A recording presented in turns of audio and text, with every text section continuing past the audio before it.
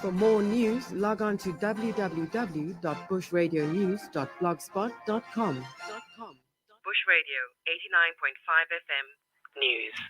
Good evening. This is, of course, the Cape Town Mayor Geordin Hill-Lewis radio simulcast. And today we are talking about the new Citywide clean-up campaign. Joining us is, of course, the Cape Town Mayor Geordin Hill-Lewis, who will speak about the new Citywide clean-up campaign and his vision to encourage active citizenry in communities. Now, the clean-up campaign is for you, for your community, and for your city. Now, joining him is, of course, the manager of cleansing in the Urban Management Directorate, Eugene Hlongwane. Good evening, gentlemen. How are you doing this evening? Hey, Loretta. It's so nice to be with you and so great to be joined by you, Eugene, part of our team Cape Town. Real pleasure to have you. Nice to see you again, Loretta. Love it. Thank you, Mayor. Thank you so much. Now, of course, how time has flown, man. This is your third simulcast show. How are you feeling this evening?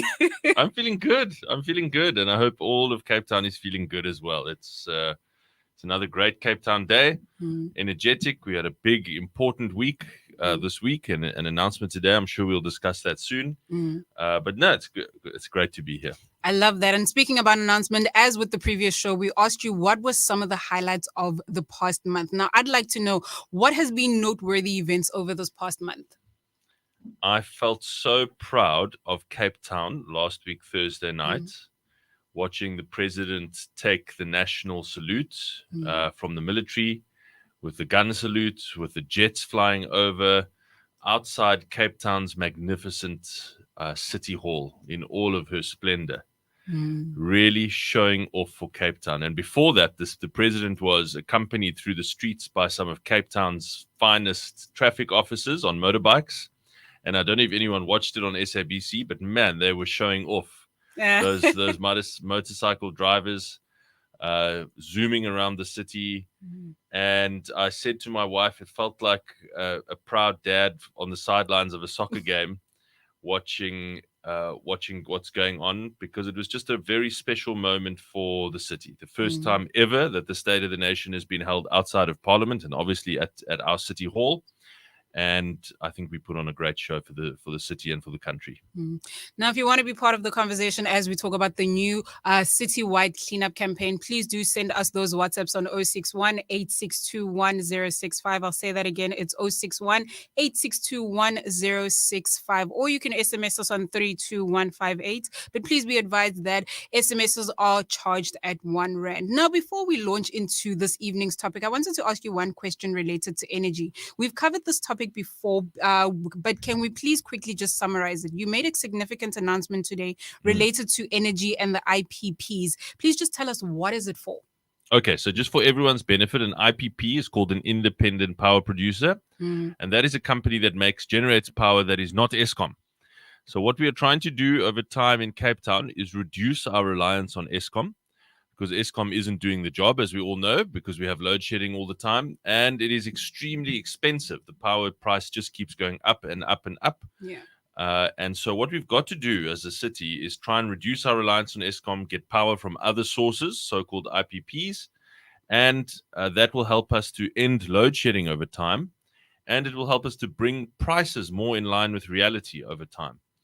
Now, today was the first really important step on that journey, and it is a journey. It doesn't happen overnight. But today we advertised the tenders for 300 megawatts of independent power, non-Eskom power. And that's going to be a hugely exciting program and see a lot of investment in Cape Town over the next few years. And as I say, it will set us on that journey. Now, speaking about the journey, at the start of the month, you launched a citywide cleanup campaign. Please just explain the overall goal of this project and how it's been going so far. Loretta, I think that you and I discussed previously this idea about building a sense of pride in Cape Town, because this is not just a city. This is actually our home. We love Cape Town. We love our home, and we want to look after it. And we want it to be a healthy, clean, beautiful place for all of us to live in and our children to live in. And at the same time, we must also admit that Cape Town looks a bit scruffy. There's a lot of litter around. There's a lot of illegal dumping. And so we thought, what is the way that we can show or try to change people's attitudes across the city over time? How do we get people to show a sense of pride and feel proud of our city home? and take responsibility for keeping it clean. So we launched a citywide cleanup campaign. Let's keep Cape Town clean together, because it can't only be the city. Here we've got Eugene. Eugene runs a big team of staff in our city team that goes and cleans up every single day. But even with all of that, there's no way that we can clean up every part of Cape Town alone. Yeah. It does require everyone to help us roll up their sleeves. And so this campaign was born out of the idea of getting people involved. We've had an awesome response from neighborhood watchers, from residents associations, from school groups, from charities, and from ordinary residents who have just come to help. And we are going to keep it going for as long as it takes, even if we do it every week for the next 5 years, until we get people to show that sense of pride. And I remember saying this to you, and this is still my definition of success here. I want to walk down a street in Cape Town and see an ordinary resident tell someone else not to throw down that litter, or bending down to pick it up themselves. When we see more of that in our city, then we'll know that we're making a real difference. And I really ask everyone to help us do that. Definitely. Now, if you also want to be part of that change and also be part of that conversation, please hit us up on our WhatsApp line on 061 8621 065. I'll say that again. It's 061 8621 065. We are talking about the new citywide cleanup campaign. Now, Geordin, this past weekend you were invited by the city, the Cape Town Beach Cleanup and the Save the Fishies, to clean up in Milnerton. I thought the Fishies. I think it actually is. No, I think it is Save the Fishies. Yeah. Oh, wow. Oh, Yeah. we love that. But Yeah. of course, what is your comment on the community organizations taking an active interest in the well-being and appearance of their neighborhood? And what is the main thing you noticed about the amount of plastic? Well, thank you, Cape Town Beach Cleanup, for that invitation. Thank you to the Save the Fishies. What an incredible young lady that is, who has been going to the same beach every Saturday for, I think, 10 years. Oh, wow.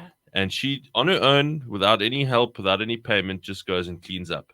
Sure. And she's got a few people that now come and help her from Brooklyn. And it's a really nice initiative. And just to emphasize what I said earlier, the whole point of this is that the city can't do this alone. We need residents, citizens, ratepayers bodies, school groups, Save the Fishies, all of these groups to come and help us, because we can't do this alone, and we all have to take responsibility for making Cape Town the beautiful, proud city that we know it can be.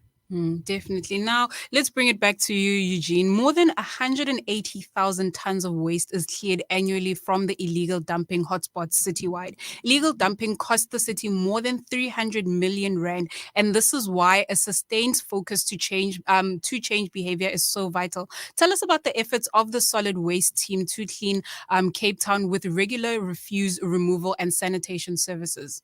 Thank you, Lerato, for this opportunity just to share what we're doing in and around the city with regards to ensuring that the city is kept clean. We have a very strong team, more than 3,000 people that are actually working in two different,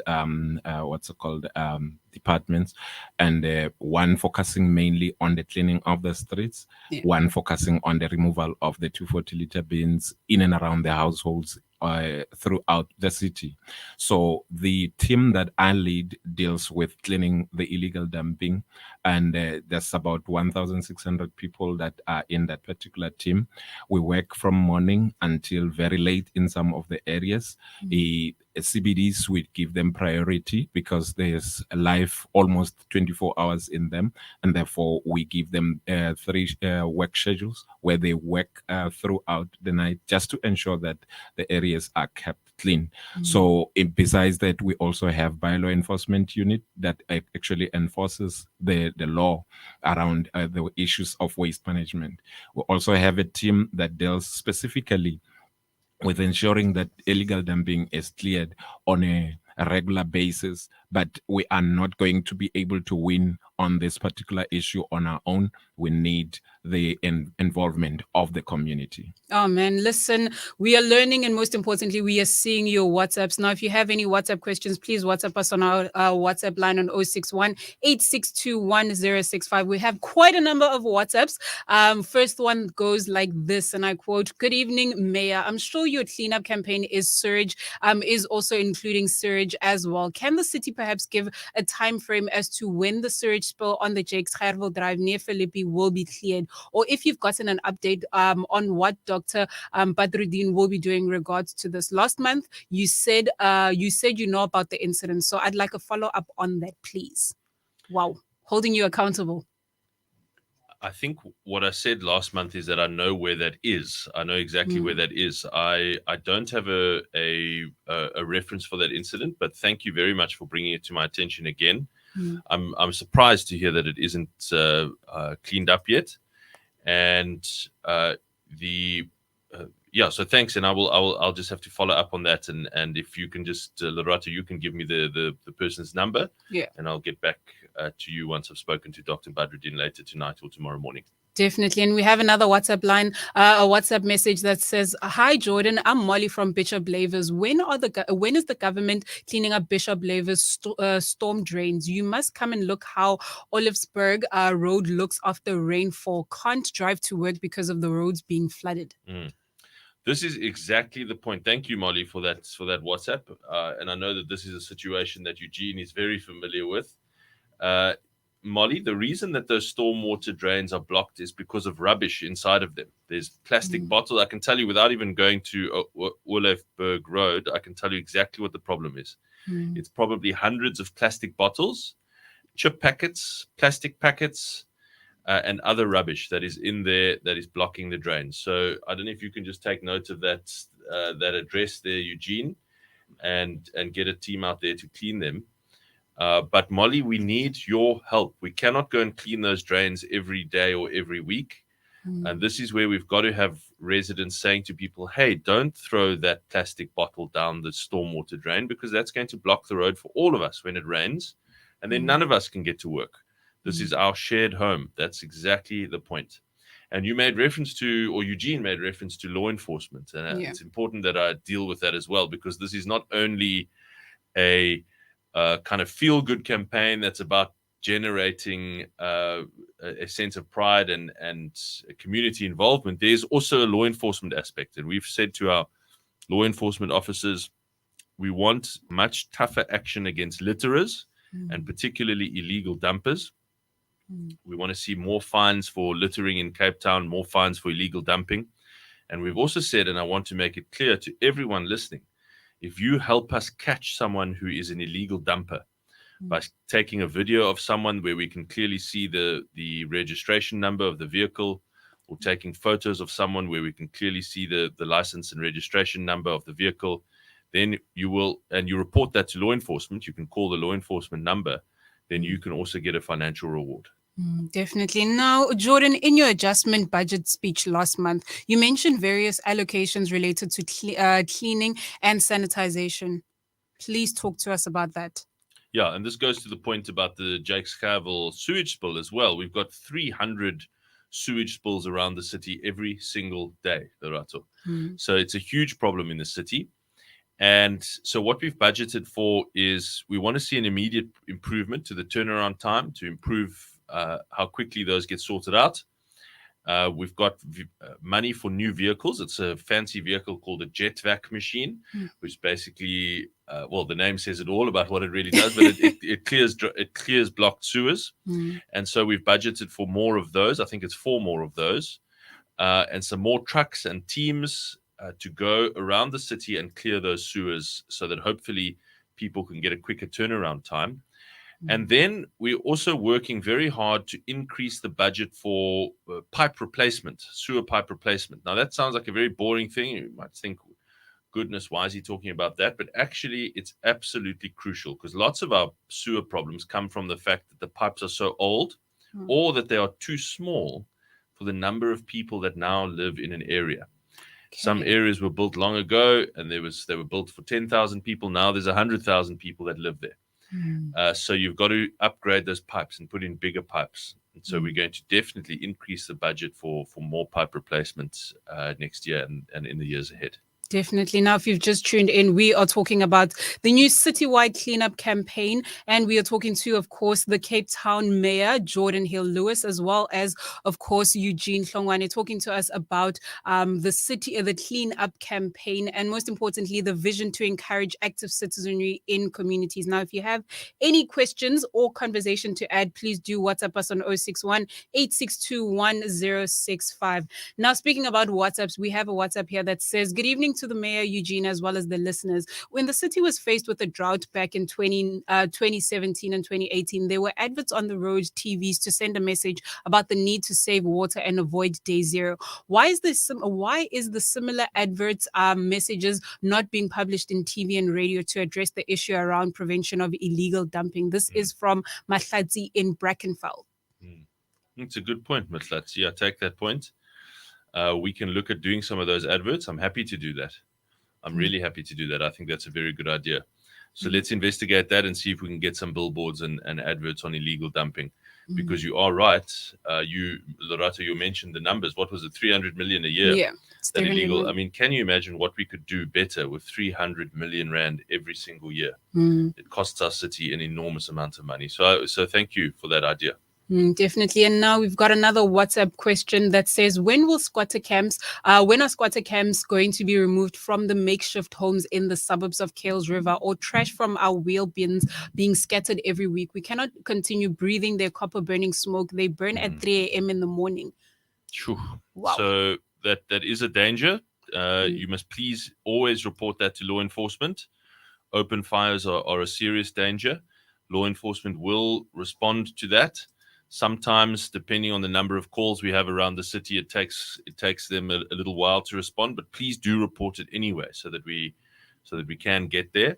And of course, if that is stolen copper, then that's even more serious, because that costs the city even more to replace streetlights, to replace electricity boxes, to replace robots that aren't working because the copper's been stolen. So thank you for that. Let me say on the tent cities, I think you're talking about the tent cities. Yeah. Those we can only do eviction applications. You have to go to court to ask the court to evict those people, and that's very difficult because they have nowhere else to go. So we also have to be able to care for them in a way that gives them dignity and helps them to hopefully get off the street over time. So we are investing 10 million rand so far, and hopefully at least another 10 million rand soon, if not more, in what we call safe spaces. Safe spaces are places that the city runs where homeless people can go. They can stay there safely. They can store their belongings there. They can get treatment. They can get training programs. They can get work opportunities. And so that it really helps them to reintegrate. And so we want to make sure that we're always leading as being a caring city. And that means we cannot, under any circumstances, simply just go and clear away those people's homes and tents. We do have to go through the legal court process to do that, and make sure that if we do get an eviction order, that we have another safe, dignified, healthy place for them to be able to go to get off the street over time. And now, Eugene, please tell us about the recycling initiatives run by the city and the drop-off points. Thank you, Lerato. Throughout the city, we have drop-offs that are located almost in a radius of about 7 kilometers from the communities. The purpose of this is to ensure that we reduce the amount of waste that goes to landfill by ensuring that all the dry materials, including garden waste, can be chipped or taken back to the market for production of materials that can be utilized.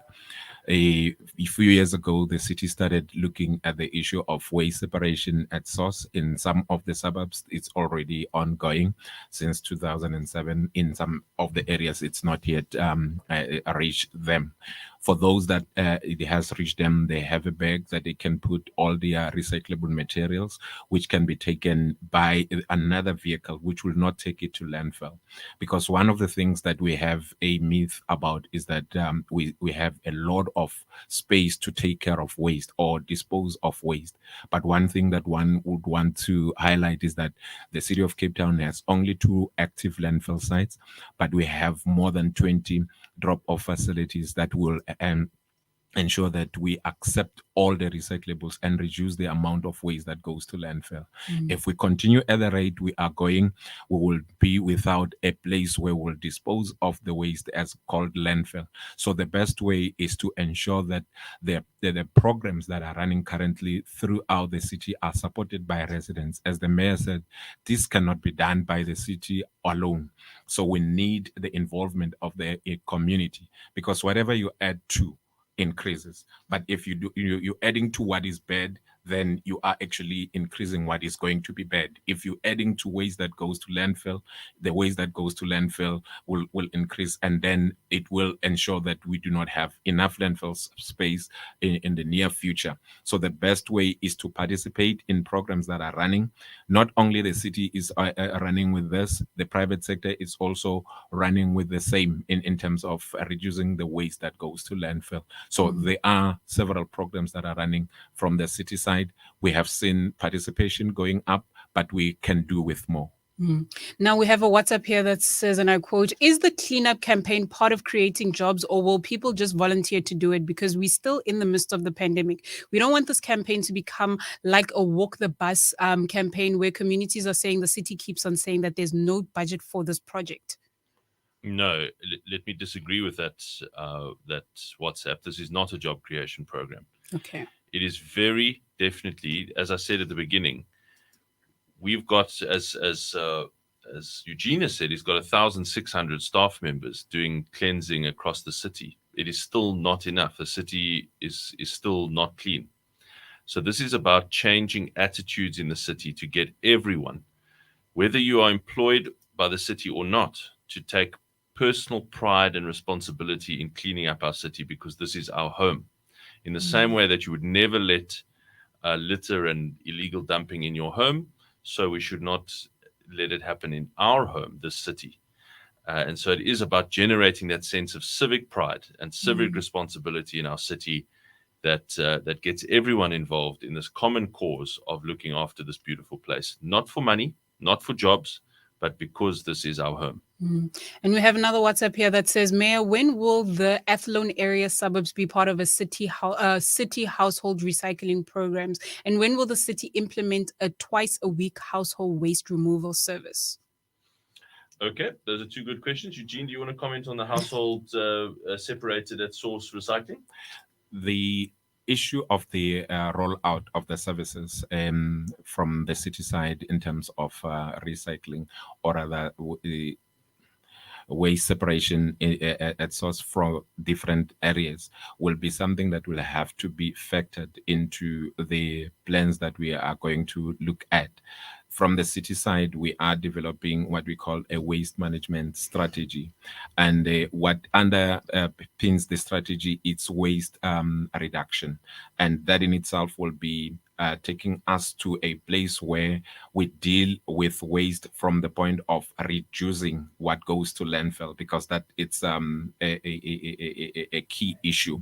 But saying exactly when will Athlone be part of that might not be possible from where I am sitting currently, until we are able to finalize and be able to say this is the rollout for this particular purpose. Now, Geordin, we'll be shortly reaching the conclusion of this evening's show, but please summarize your message for this campaign.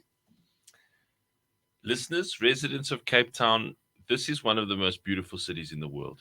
It is a wonderful place to live, and we are trying to make it even more wonderful by making it safer and cleaner for all of our families and children to grow up in.